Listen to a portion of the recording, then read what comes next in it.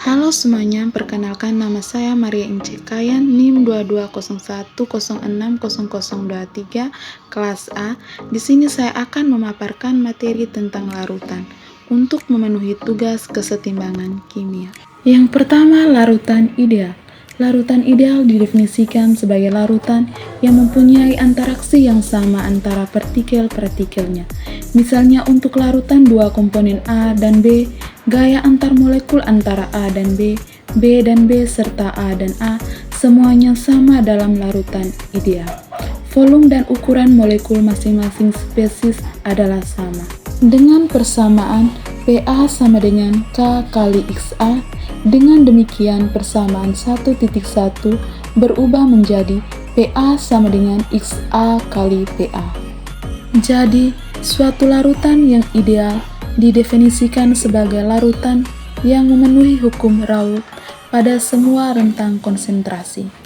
Keidealan dalam larutan menghendaki keseragaman atau kesamaan dalam gaya antar molekul dari komponen-komponennya, dan ini hanya dapat dicapai jika komponen-komponen tersebut sangat mirip sifat-sifatnya.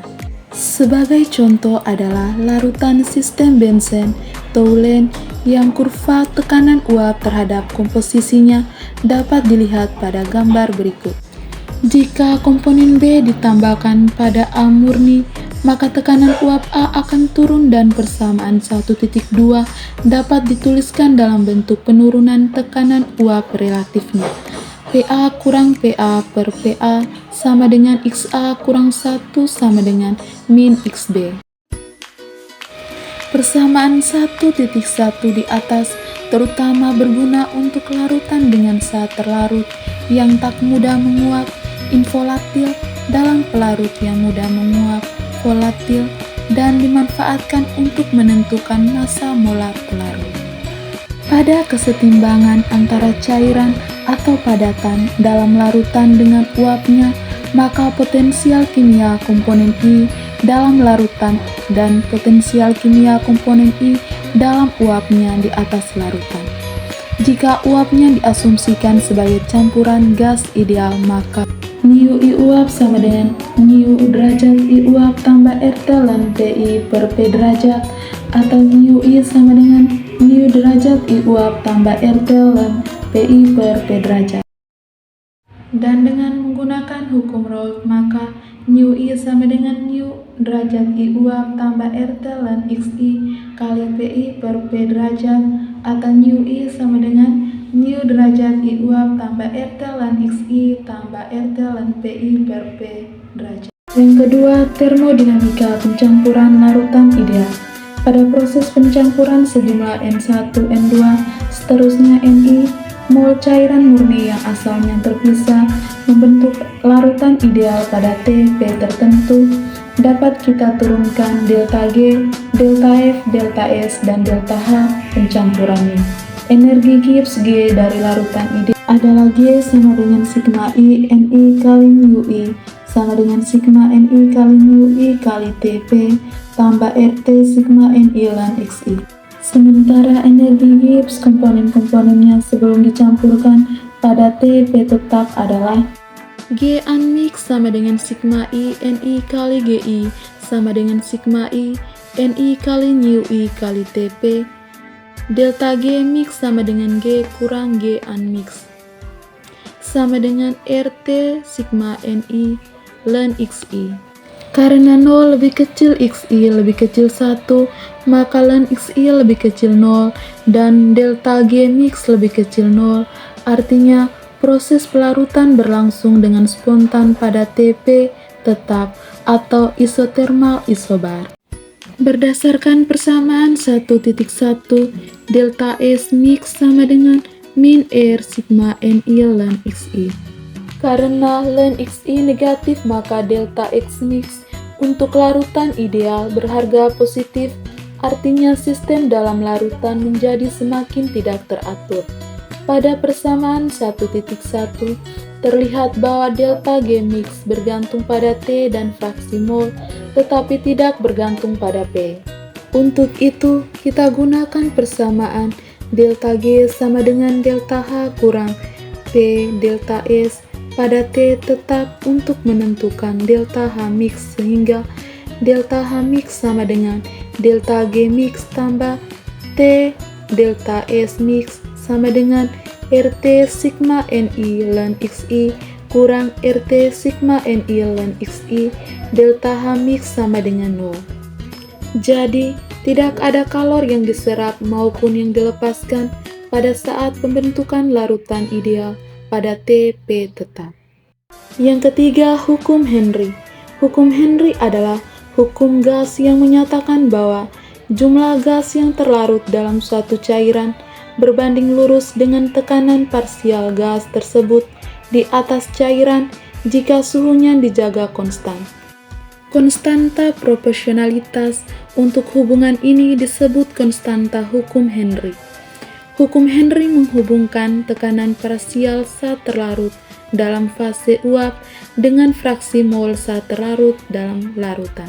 Dengan persamaan PB sama dengan XB kali KB, di mana PB tekanan uap parsial saat terlarut, XB fraksi mol saat terlarut, dan KB konstanta Henry. Berikut adalah grafik hukum Henry. Hukum Henry juga memiliki keterbatasan, yaitu yang pertama, hanya berlaku untuk larutan encer. Yang kedua, tidak ada reaksi kimia antara saat terlarut dengan pelarut, karena jika ada reaksi kimia maka kelarutannya dapat terlihat sangat besar. Yang keempat, hukum distribusi Nernst. Menurut hukum distribusi Nernst, bila dalam dua pelarut yang tidak saling bercampur, dimasukkan solut yang dapat larut dalam kedua pelarut tersebut, maka akan terjadi pembagian kelarutan. Koefisien distribusi atau KD dinyatakan dengan rumus sebagai berikut.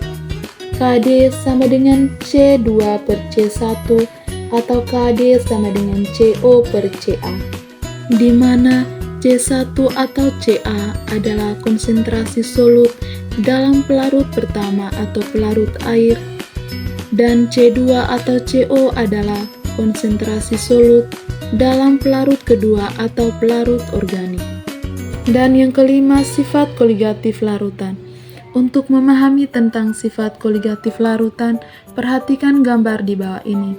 Gambar pertama larutan urea, kedua larutan glukosa, dan ketiga larutan sukrosa.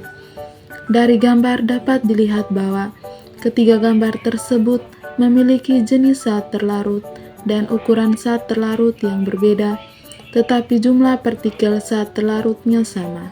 Sehingga sifat koligatif larutan adalah sifat larutan yang tidak bergantung pada jenis dan ukuran saat terlarut, tetapi hanya bergantung pada jumlah partikel saat terlarut. Jadi, semakin banyak saat terlarut, maka sifat koligatif akan semakin besar. Sifat koligatif merupakan sifat yang hanya memandang kuantitas, bukan kualitas. Sifat koligatif larutan meliputi penurunan tekanan uap, kenaikan titik didih, penurunan titik beku, dan tekanan osmotik.